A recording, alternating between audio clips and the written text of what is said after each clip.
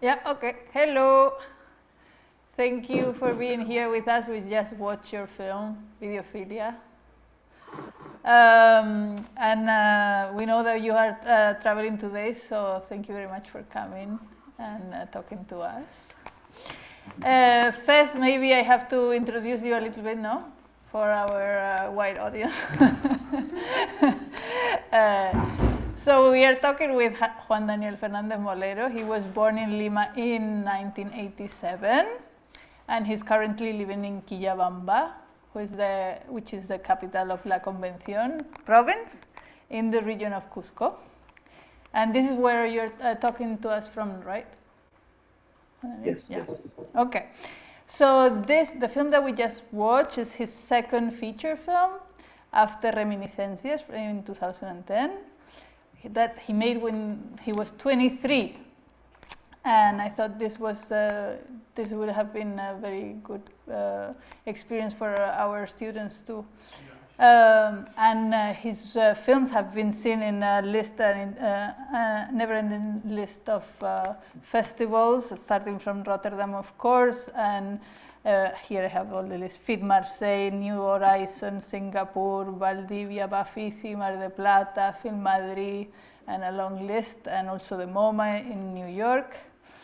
And he's been also alumni from the Berlinale Talents, the Buenos Aires Talents, the Rotterdam Trainee Projects for young film critics, and so on. You can Google him up. So, hello, thank you. And I wanted to start by asking you maybe that you tell us a little bit about the beginning of Videophilia. How did you get to start doing this? Because I believe it had like a more commercial kind of nature at the beginning. Mm-hmm. So well, thank you for the invitation. Second. Okay. Actually, this film is my first fiction film. So before that, it was more of a non-fiction essay with no crew. That's my second question. So yes, and for me to do a found footage film so intimate, reminiscencias, was a bit heavy on me. So I wanted to do something lighter and supposedly funny to do, like to have fun, and that's how I started to go into a feature film. One second, I have like an sound problem. One second. Okay. Feedback. I'm hearing the feedback of my own voice. Okay. One second. Hey. Can we try the audio? Yes. Can you hear me? Okay. Nice. Yeah, that's better. Okay, so I'm still hearing my feedback. Oh. I think it's from the. Okay. So what should I do? Like I turn this off now? Maybe you can deactivate the sound. So if I cover it, you don't hear it? No, zoom. Maybe it's okay, but okay. Just a little bit strange to hear my own voice. Okay, so I started trying to do like a teenage film, studying the genre and trying to corrupt it, no? It's not because I think there's usually two ways to approach the formulas of filmmaking. Mm-hmm. And I was trying to approach in a third way. The first way would be to think of formulas as something sacred, that you have to follow, like the rules of points or whatever, structure, and then structure and language.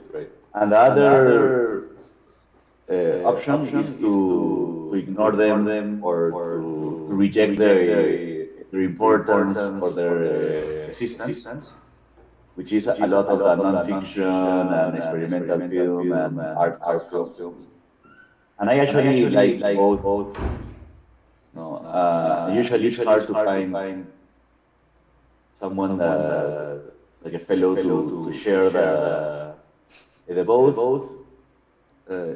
interest, the more of experimental and abstract, and the other one is more of the spectacular, of the spectacle, and yeah. So I try to find like point in between, And the shooting was quite long.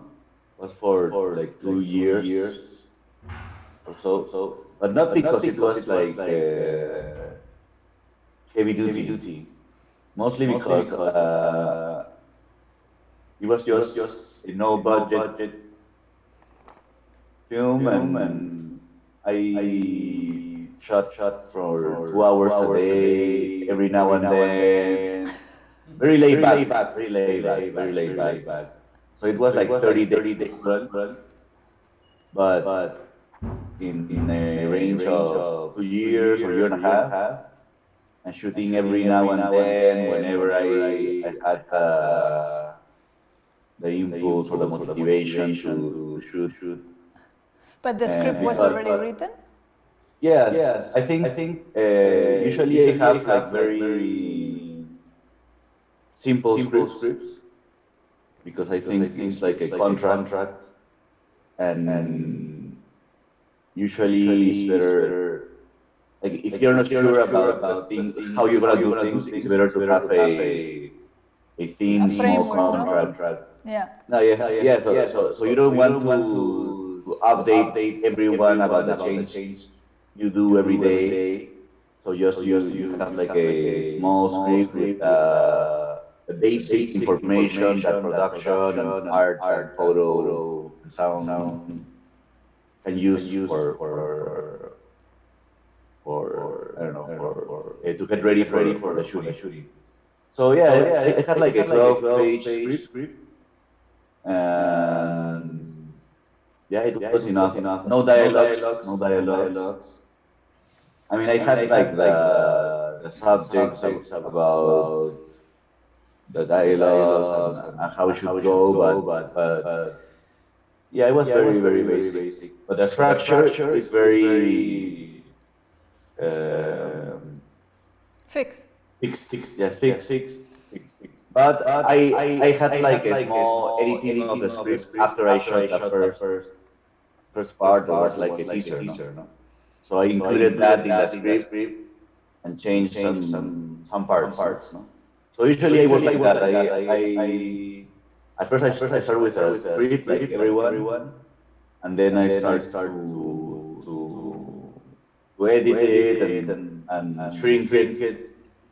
And then usually I shoot for, I don't know, like some scenes, but instead of shooting something that I won't use, I shoot some scenes that could be integrated to a film later, no? So that you don't waste any resources, no?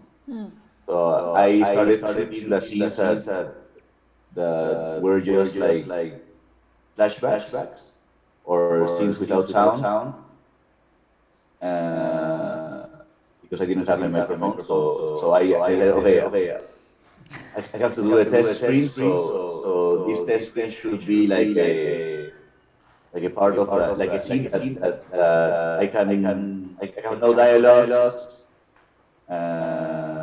Yeah. So actually you can see that the test screen in the film is actually very important, but I didn't realize it after I edited it, because it was just a scene of the main character wandering around the cliffs in Lima, and that's it. No? And that was it. And so we did a costume test, a wardrobe test, and I was with the actress and the cameraman, the DOP, and yeah, I had to leave actually. I wasn't there because I had to go to some kind of work, and I left them there alone, shooting the test. So then actually it was also a So test. much freedom. That was a proof that they were the ones. Okay. You know, because actually the actress and the cameraman were like the vice presidents of the film. So when I saw the footage, it was like very interesting because they shot stuff that I didn't tell them, and it was a proof that they knew what I wanted, even if I wasn't there. So yeah, it was interesting. And then it's a scene that in the film you see when the character looks at the camera, and it goes red, the red pixels. Yeah, this is actually when she looks youngest, actually, no? Oh. So it's at the beginning, no? I thought here she really looks like a girl. Oh, cool. Yeah, it was at the beginning. It was in the 2013. Oh wow! March. So she really looks younger in that scene. I thought about it. I was like, she looks younger. I wanted to ask you, because now that you're talking about this, and it makes me think of how important it is that all the crew in a film actually looks in the same direction, and in a way trusting that everybody understands what you're doing and why you're doing it, and where you're going, or somehow, even if there's no a clear destination, sometimes, even though you had a fixed script. This idea of sharing a common vision, and there is the motto for this year's Signal Festival, which is the festival we are in right now. It's utopia or dystopia. Are we heading for a dystopia or a utopia? And how the arts and technologies are actually determining this direction. And I think your film really tackles there, and I want to know how would you answer this question? Are we heading to utopia or dystopia? Yeah. both, the same time.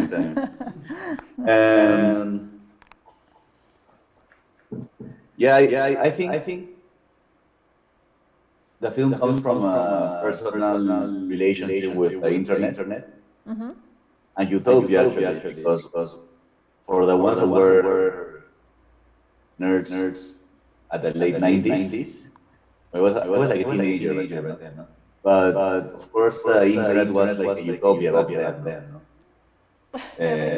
Web 1.0.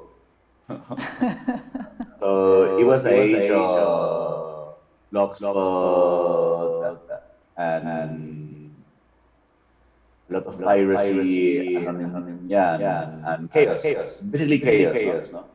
So it was actually the internet was a really free place, and it was still new, so it was a fertile ground for a utopian vision. And actually, I think Videophilia comes after I lost my innocence about that subject, no? And saw the internet change into this control system that is even worse than real life, no? So it switched, and of course it's transforming. But also I think coming from a country like Peru, you have a different approach of utopia, no? In the sense that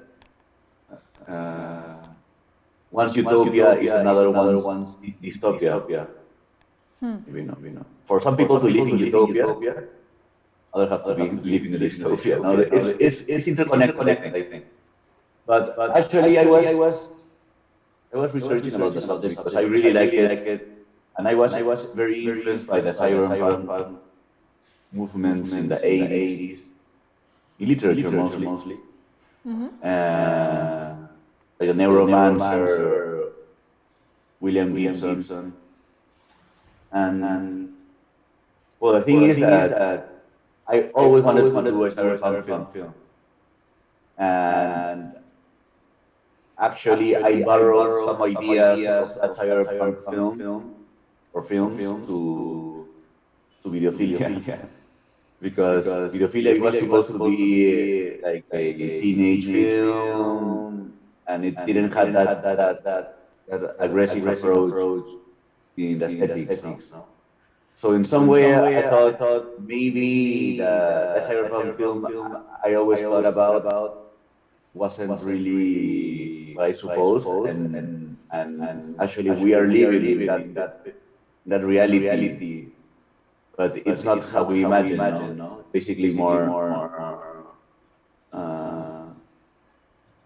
everyday life, no? But I think sometimes utopia is needed in the artistic form whenever we live in a dystopia. So I think, and in the 80s and 90s, we were living in a post-utopia of capitalism and technology uprising and everything. So there was this artists that were thinking about the negative side of that. But now we are living in the negative side. So, and every day more, no? Every year more. No, and after I don't know. I think now we are actually wondering, no? Do we be redundant and still think of the negative part, or maybe the artistic approach should imagine utopias or failed utopias can also be interesting. No, I agree. Actually, after finishing the film, I was thinking about this. What's the role now of art? We need to stay optimistic somehow, no? Yes, actually, when I premiered the film, a Colombian friend was very excited in Rotterdam.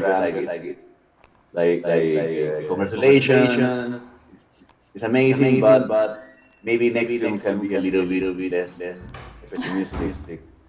And well, it's a film 2013, 2014 that you did. Yeah. So it was released in 2015.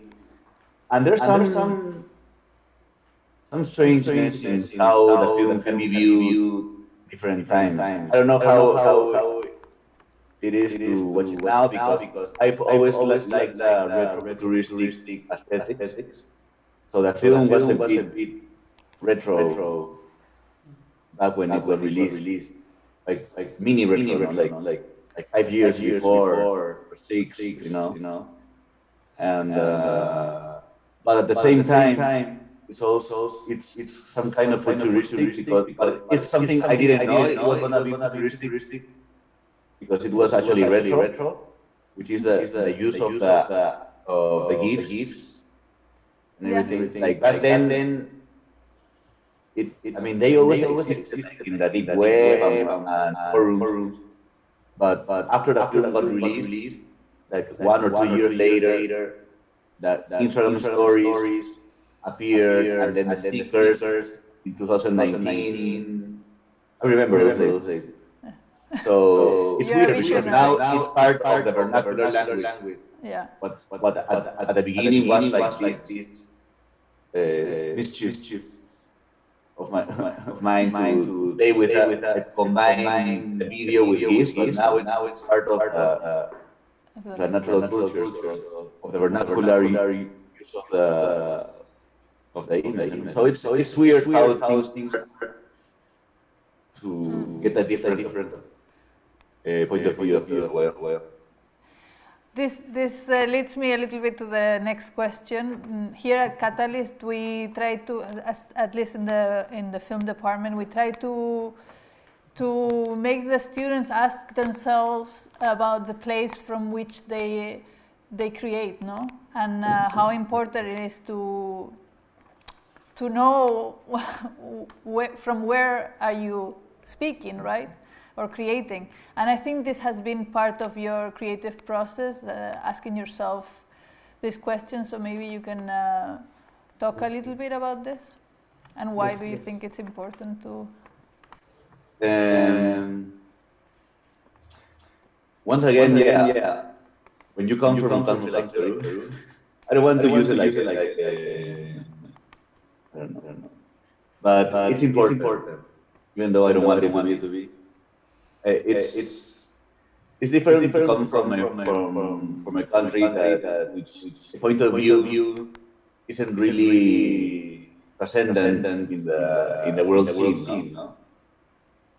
And usually, you're only heard when you talk about some things in some particular ways, no? Like to being a satellite or a correspondent, no? Like you have to touch these subjects and in these ways and that. So you don't really have the free speech. Well, that's nobody makes you do that. It's a self-implanted Exactly. thing Well, the market makes you do that, right? Yeah, the market, The security and, of the market. peer pressure and whatever, but nobody really makes you do it. No? And I think like with Videophilia, it was kind of a rebellion against those self-inflicted Limitations. Yeah. So usually you don't hear a Peruvian's opinion about technology in the world. No? Usually not of social interest, but we think about our relationship with technology. I mean, but that's back in 2013, 12. Now maybe things have changed, but still. So, but not only that, because that can be applied also like a generational thing, no? Like young people should talk about young subjects or anything that is like that, no? So in some way, actually, some producers approached me to shoot a web series of teenagers that was supposed to be like kids of Larry Clark, something like that, like the generic approach to use like art for cinema. Yeah. So I received that feedback, and then I started to deconstruct whatever they really wanted me to do and to against that actually, or to negotiate with myself actually, you know, what would be honest to do, no? And of course, I think it's a great film, kids, or anything by someone like Corinne and Larry Clark in those days, but actually, that's what you have to do is to ask the question, why were they important or relevant to that time and that place, that director and that writer in that time, no? So, of course, if you start to analyze that, the skater scene, apart from being cool and nice to shoot, it was symbolic for the empowerment of teenagers in the streets and the street life and maybe how they were included now in the adult world of the streets. Maybe I don't know. It's a theory, hypothesis. But then in that case, maybe the laptop or the internet were the skateboards of this generation, no? And usually, I mean, I was supposedly kind of nerdy back in 2002 or 2003 when I used the internet heavily. And actually, it was supposed to be something for nerds and whatever in those times. After the web revolution of the social networks became like a normal thing to do by everyone. Everyone became nerd. Yeah. So I was just wondering, like, what would be now the rebellious way of being young in Lima in those years, no? that's something how I got these characters that were using. I mean, they were using the social networks, but in an uncommon way and going deeper inside them, for the deep web.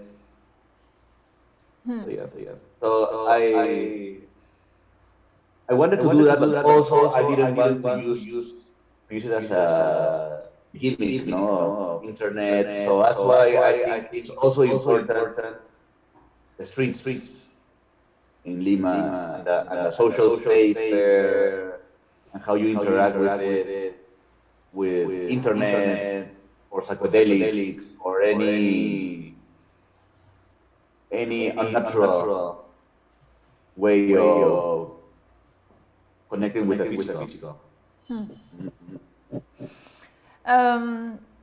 Well, getting into your nerd side, can you talk us a little bit about the post-production process of all this poetic pixelation? Yes, I actually hacked the footage. And it's important to say that because it's that, no? You hack the footage and you make it do things it's not supposed to do, or it's not correct. And it's because I have something against the use of filters. And it was before all the filter revolution in beauty aesthetic. It was so I didn't want to use like a self FX filter or plugin just to generate a simulation, because that would be like betray my artistic approach with glitch and simulation. So once I discovered the option to actually intervene the footage itself and the codec, I thought it was a way of touching the digital and to do something that you don't have absolute control. You can have some control on it, but not absolute.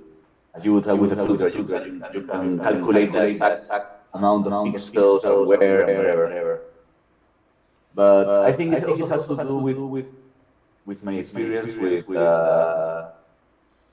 analog film. And scratching it and just like manipulating the materiality of the image, and in some way the data mesh, which is the technique I used, was a way to. So you I don't know if it's changed. I used it in 2014. So back then you have to download like 3 softwares. All of them were open source. So one was I think it's FFmpeg.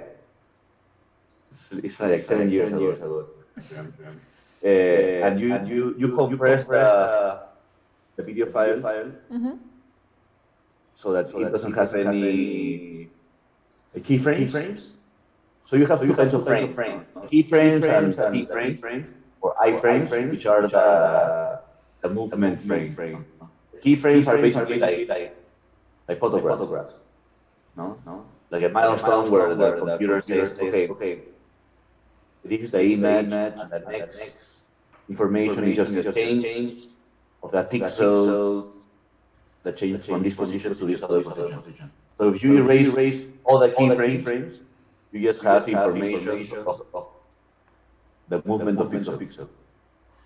So if you have like 3 shots, no, that is like edited, yeah. Yeah, edited, and you erase all the keyframes, then the computer will think that it's only one shot with no cuts, because you don't have the keyframes for each cut. Yeah.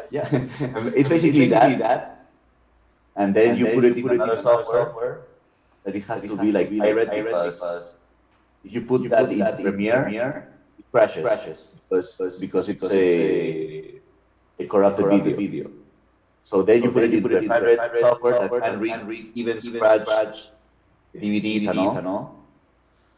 And then it exports that as a video, like a raw video, like, and then that you import that to Final Cut or Premiere.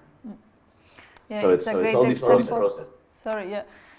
It's a great example of how the content actually manifests in the shape and how those things should be related, no? I think it's a great job. And I heard you saying that it was like taking out the punctuation of the writing, no? I think this is of course. And that's I think that's also interesting of having different influences outside of film. If you're thinking more in a interdisciplinary way of like I told you, like adapting cyberpunk literature to film or any kind of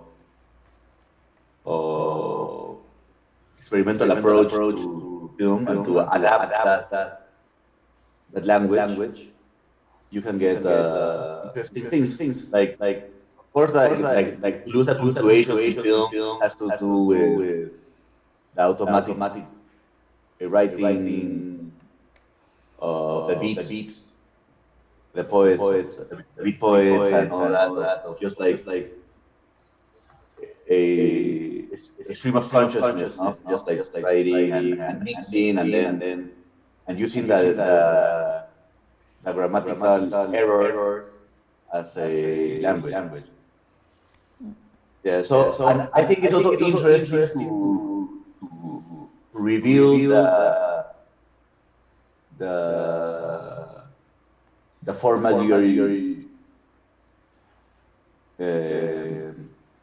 using, right? So if you understand how video works, it's different how you watch it. So if you see cells and all that, in some way you're understanding, even though you read an essay, an article, or anything, or a technical thing of what different formats. If you watch it, you in some way you understand. You understand what you're watching. You understand you're watching a movie, editing of film, and all that.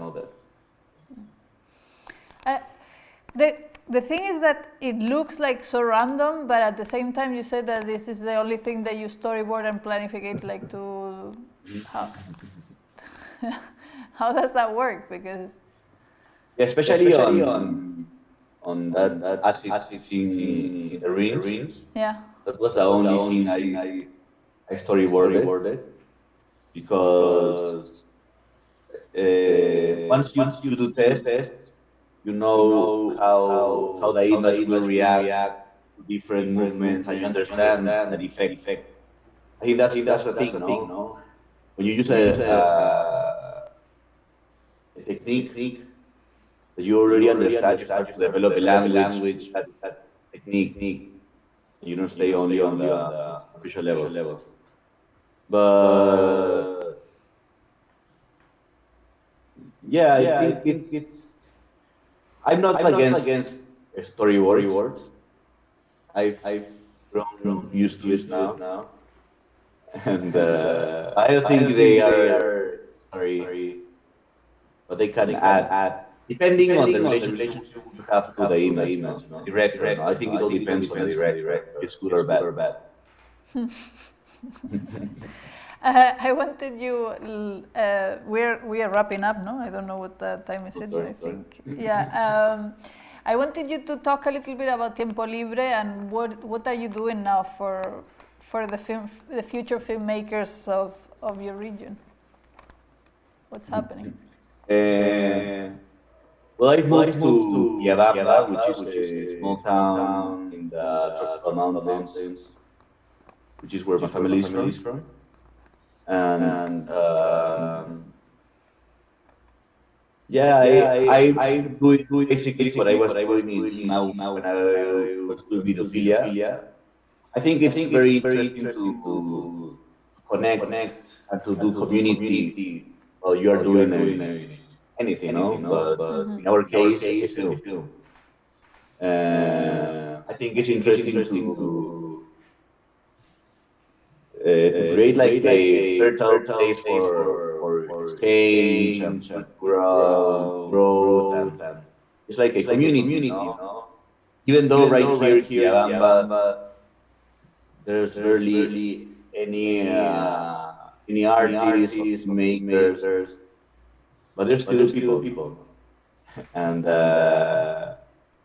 yeah, we are trying to include people, like young people from here in the film, and also from Cuzco. Because yeah, in Peru, like many developing countries, it's very centralized. So everyone is in Lima, and everyone is doing films there. In Spain too, huh? Yes, Everybody's in Madrid and Barcelona. Yeah, and then whenever they want to do a film in a province or in another city, just go there, shoot, and go back to Madrid. But I don't know. I think it's very different to live in a place and to portray it after living there for a while. Even though, like, if you are from, I don't know, Murcia or wherever, and you move to somewhere else, you still have to readapt and stay a while because the space and time perceptions depend on every space.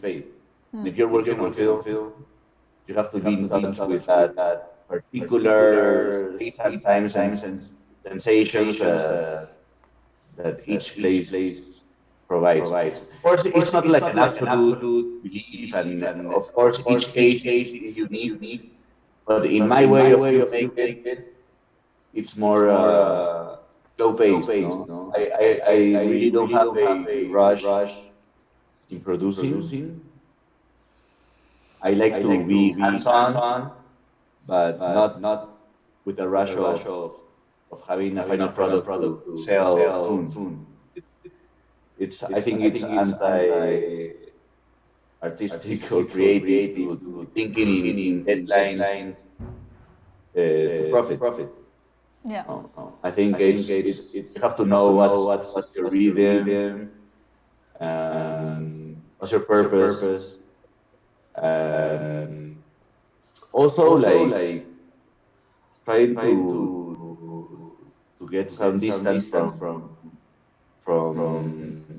that filmmaking approach. Like going to a place and already thinking, oh, this is a great location, or meeting someone and being like, oh, that's a great character. I think that's wrong.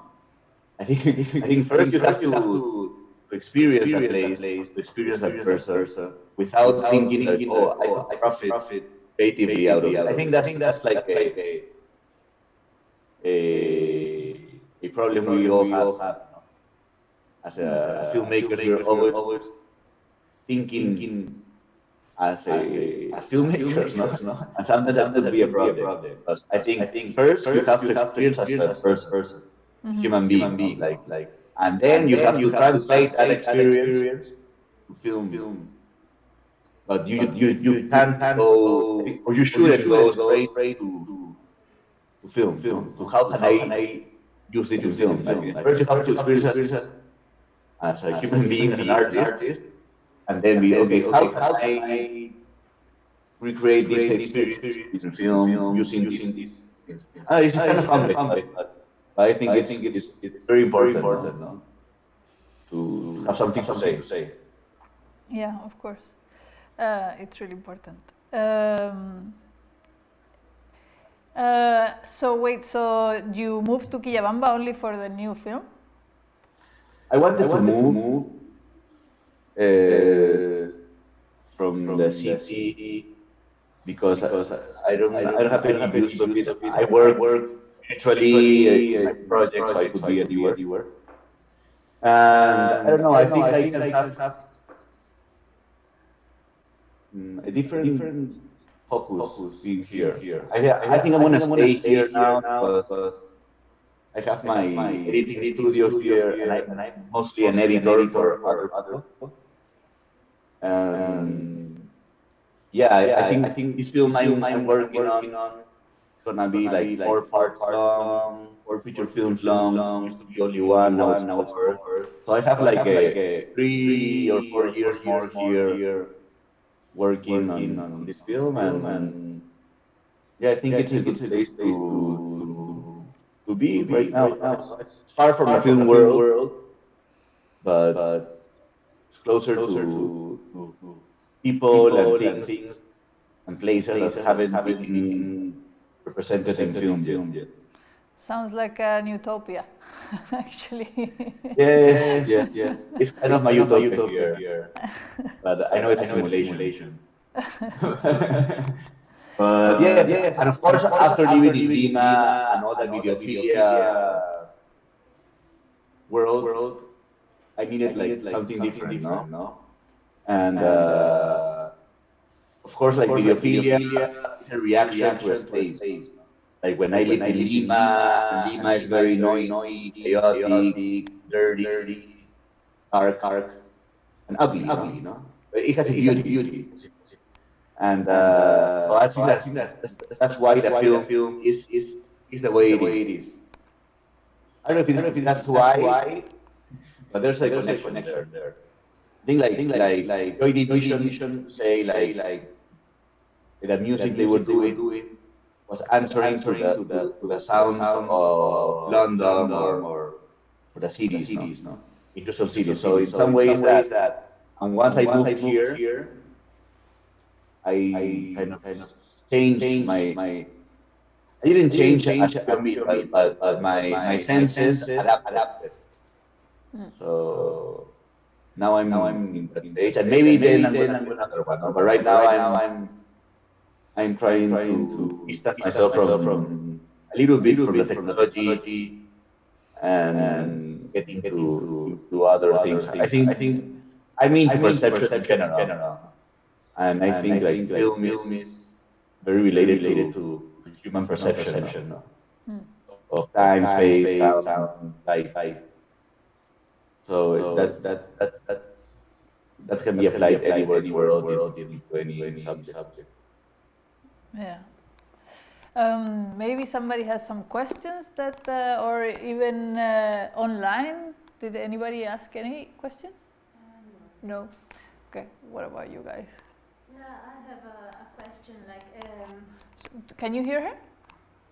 Do we have a microphone? Or maybe a repeat? Okay.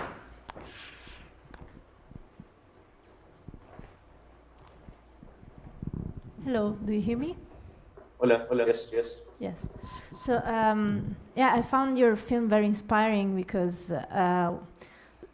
I'm also like a filmmaker. I just started like 3 years ago.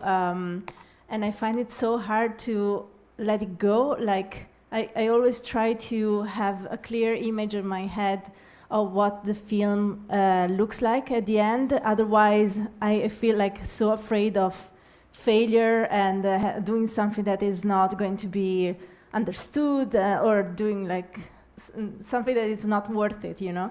And I found your film so liberating because it feels like something, oh, this is a person that doesn't fear judgment, doesn't fear of failure, just go for it and just also let some space for improvisation and some space for just creativity after filming, and that's something that I never let myself do.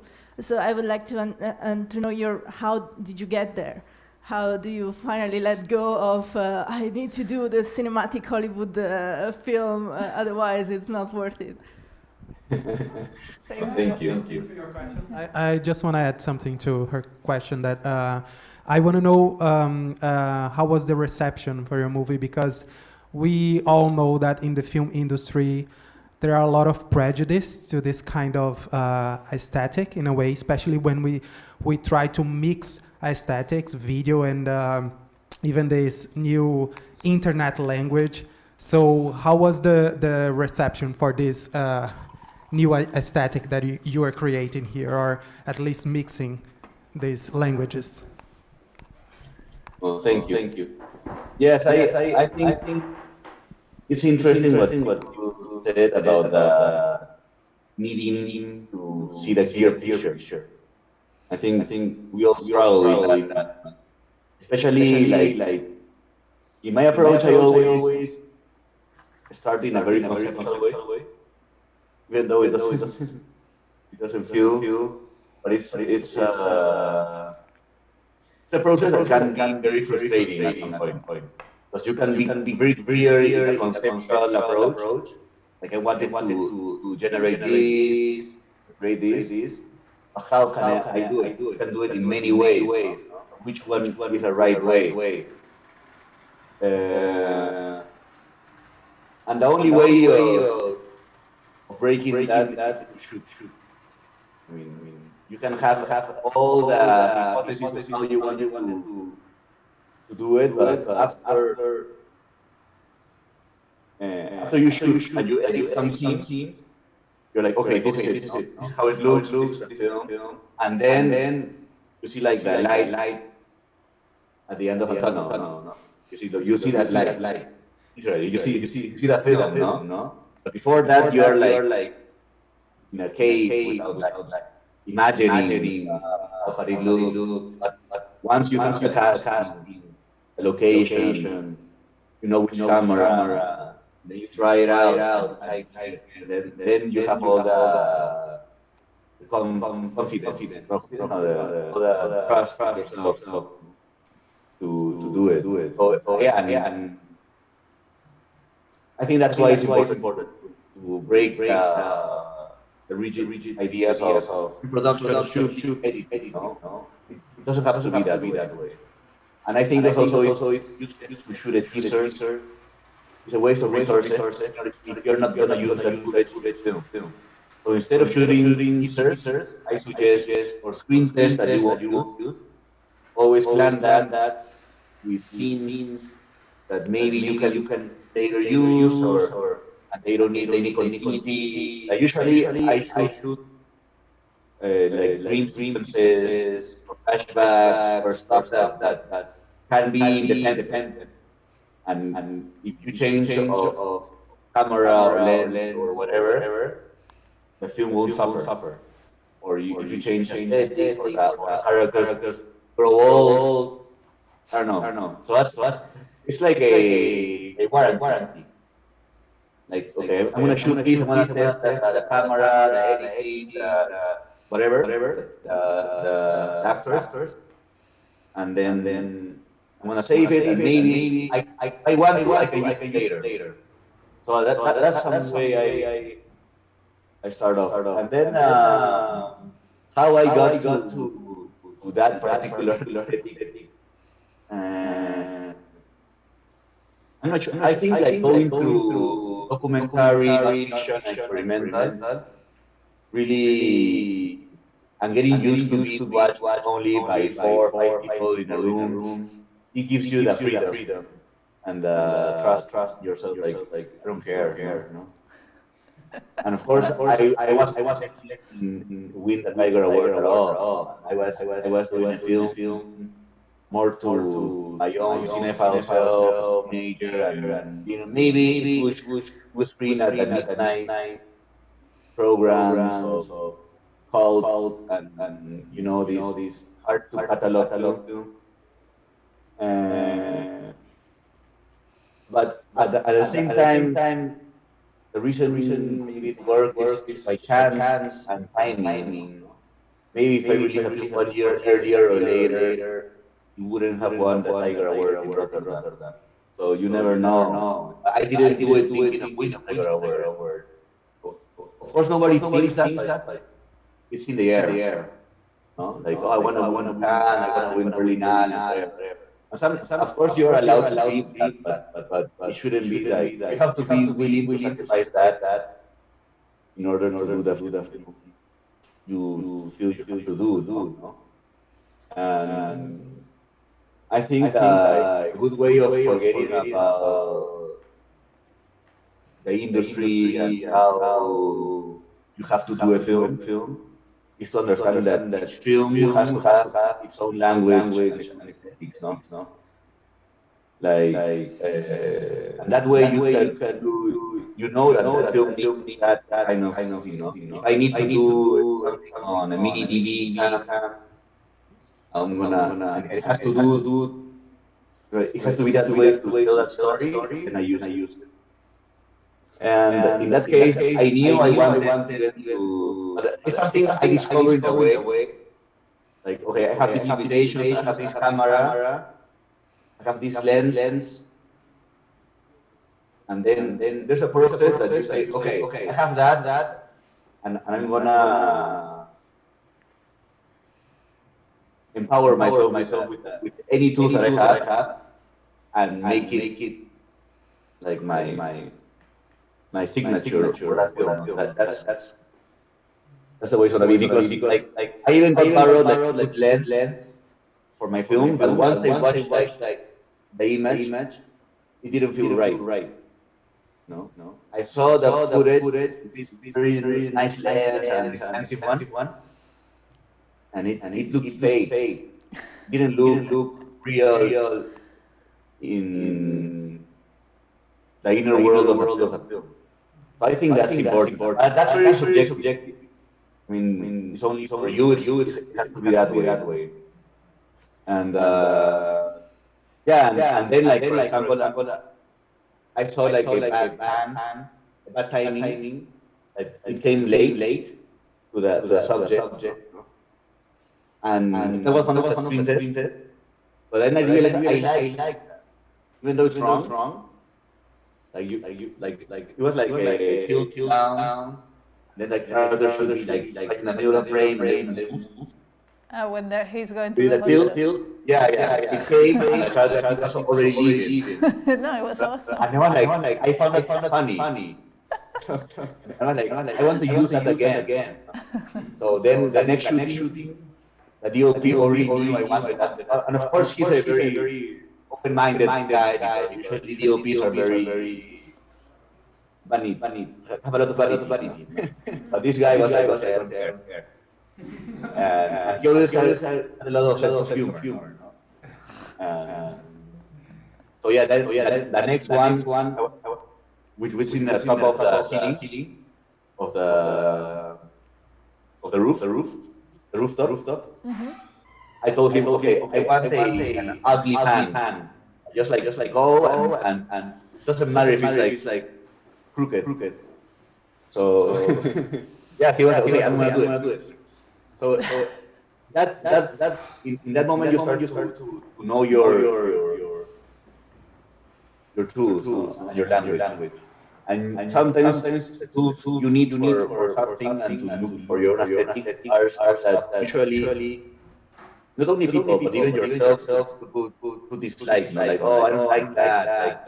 Like now with my new film, I like the cross transitions, which is something like very old school and more like video editing for weddings and local advertisement. But if you feel it's a way for your film and it looks okay for your story and your and then the reception of the film, it depends on every place.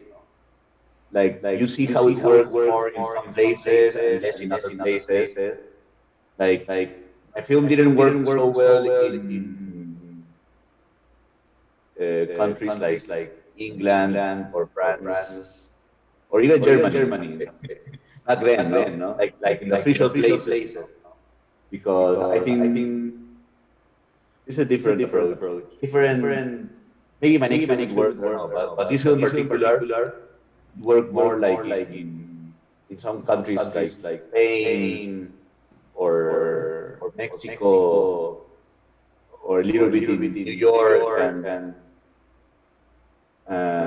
but at the same time it's a very hard film to sell. So I wasn't thinking of selling it to commercial theaters.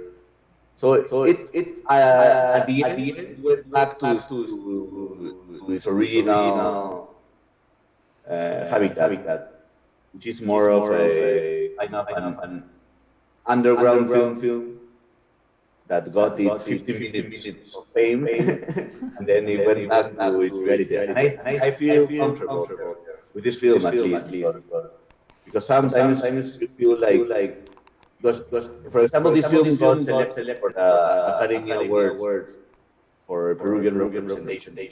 So that was weird. So that was like a glitch in the system that I got inside. In the system for sure. I got inside there. I was in CNN, getting interviewed about this film, and it was like it was funny, but at the same time it was like, what am I doing here? At 28, right? Yeah. You were 28 then. Yes. Yeah, imagine. But it was fun. And at the end, it went back to the internet. And in Peru, it got commercial release, but it failed. And at the end, it's being shared to USB. So that's a natural environment of the film. It's like sometimes you can see it on a streaming place, or you can also download it. If you have the skills, you can find it online. In the pirate markets of the Yeah, porno, with the it's- porno DVDs. It's there also actually. I feel I found it like in a community in Amazon. I went to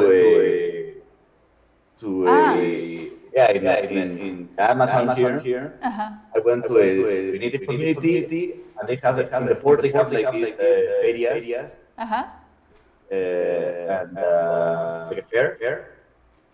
And they were selling a film in one DVD with 5 other films. They were like really commercial films. But that was like my real moment of Did you buy it? realizing how far this prank went. So yeah, it got into the system. I just want to ask like one last question. I think I know the answer, but I see why I want to ask you if you had the permission, like the authorization of some all those videos that you are using, because I'm also like producing a film about YouTubers and digital influencers and so on, and this is an issue. I think you didn't, but if not, if this was like a problem at any point, like to sell your movie or even go into festivals and so on. No, at all. It's not a problem. But I do have the permission of the Tourette syndrome, REM, right? The Tourette's karaoke guy. He's credited at the end of the credits, no? Yeah. I wrote him a YouTube message or something like that. Like, yeah, sure. And there I have like he says fuck or something like that. every 2 seconds. So it's an original. It's a remix. So it's not REM original. But I have some friends that work with YouTube footage. And I think if you write them a message and they don't answer, it's like a illegal support because you use it. Because they don't answer, it's not your fault. But you had the Attempt. a good faith of asking for it. And then at the end, you put all the YouTube link, name, username, stuff. But it's not a problem. It could be a problem if you get big and you make money and you get into commercial venues, maybe. So it's better to be safe. Okay, thank you very much, Juan Daniel.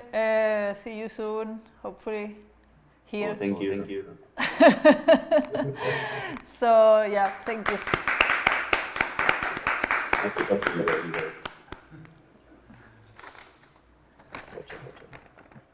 Buen viaje. Ciao. Chao.